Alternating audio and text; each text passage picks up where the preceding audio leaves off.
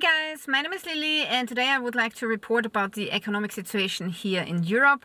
And the first article that I would like to start with is this one here.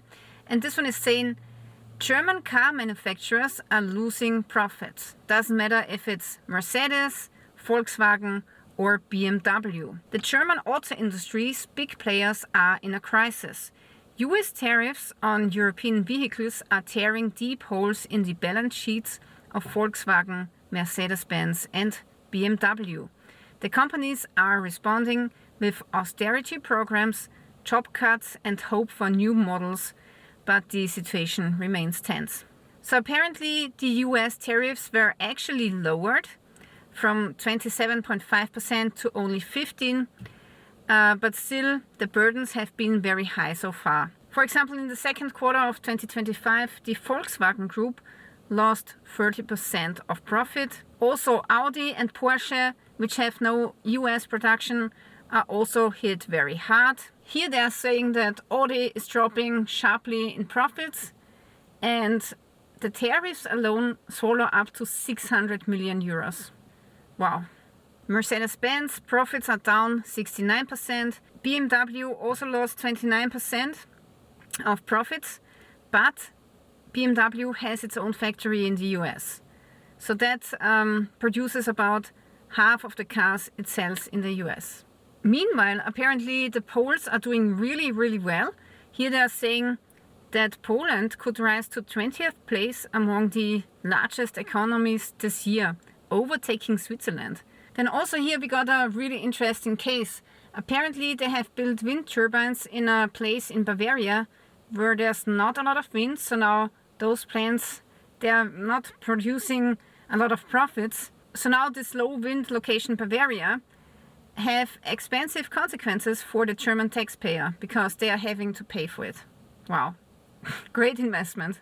Also in Austria we're doing not much better. Here's our president. He announced that we have to do without a lot of things, and the president agrees to tough austerity measures. So he's saying that in times of multiple global crises, unpopular measures are necessary even if there's no applause.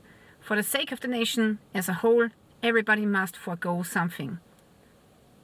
Then also Kiev wants to get more money for the war. So here Zelensky is demanding that foreign countries should finance soldiers' salaries. Already more than half of Ukraine's budget is financed abroad. Now, however, Kiev needs even more funds to finance the war. Apparently, a soldier deployed at the front is receiving 2,400 euros as a salary. Wow, 2,400 euros to basically risk your life or risk injuries or PTSD. That's not a lot of money. Also, the healthcare system in a lot of European countries is in trouble, especially also in my country, which is Austria. So here they are saying waiting time, never before have so many people had private insurance. It's crazy what people are spending on private doctors, private surgeries. Already 39%, almost 40% are privately insured. So then you're paying health insurance twice. That's really expensive. So a lot of adults, they cannot afford it because it costs hundreds of euros extra each month. But small children, they are really cheap to get private insurance. So for my son we pay 85 euros a month. So we got his health insurance when he was a baby, and of course it's cheap if the baby is healthy and doesn't have any underlying sicknesses that we already knew about. So he was 100% healthy and he still is, gladly. So if the baby is healthy and you insure it right after birth, then you get it at a really good price, maybe 65 euros for a general private health insurance. But for adults it's really expensive. So a lot of adults don't have this. Now the main reason for the private insurance is the long waiting time. So they've made a survey, and if you need some kind of surgery, then you rather pay for it privately, because otherwise you will wait up to 1.5, maybe 2 years to get some kind of surgery. Yeah, then at the same time, our politicians are complaining that a lot of Austrians are working part-time. They are saying and complaining that a lot of women are working part-time. So here they're saying that in Austria the average is 51% of women, they don't work full-time. Yeah, but women also, you know, watch the children. A lot of them are staying at home in the afternoon with the children after kindergarten. It's not as if everybody has 2 grandmothers watching the children in the afternoon, because a lot of times the grandmothers are also still working and not in pension yet. And a lot of couples don't even have a grandmother. It's crazy. Also, if you work more as a woman, mostly you don't get paid that well. And then the money you earn more will go to the kindergarten where the kid stays in afternoon, so it doesn't make any sense. It doesn't make any sense. Now there's really a heated debate going on in Austria, and every week they are discussing this topic, and some politicians call it part-time working as a lifestyle.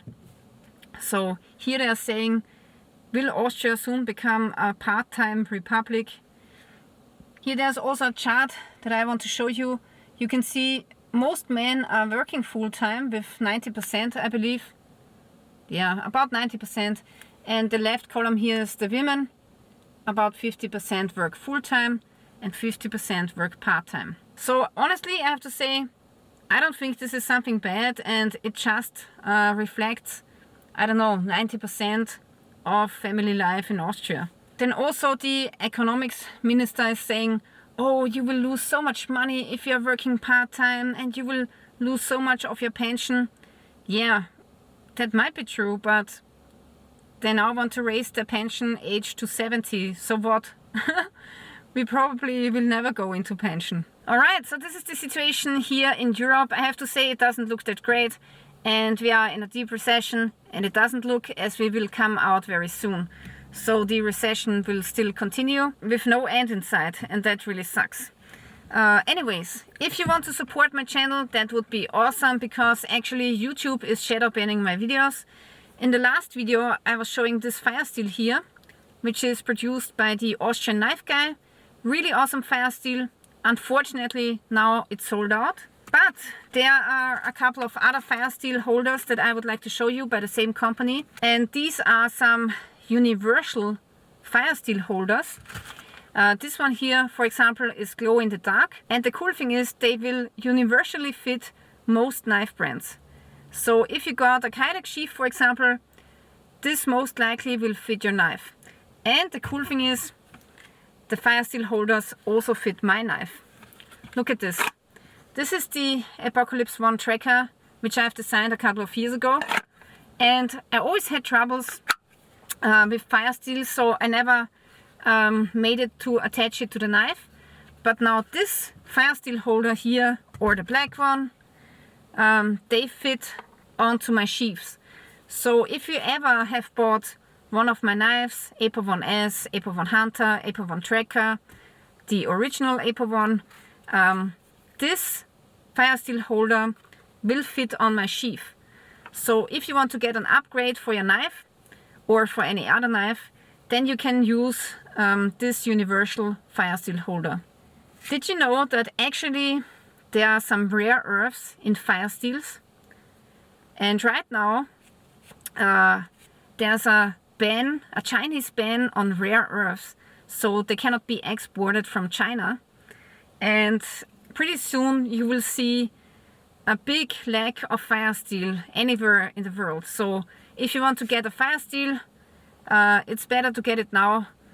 Otherwise they will be sold out like this one here. Alright guys, so I will put the links to these fire steel holders into the description below, and with every purchase I will get a small commission, but there will be no more cost for you guys. Okay, so this is it for today. Thank you for watching and stay tuned till next time.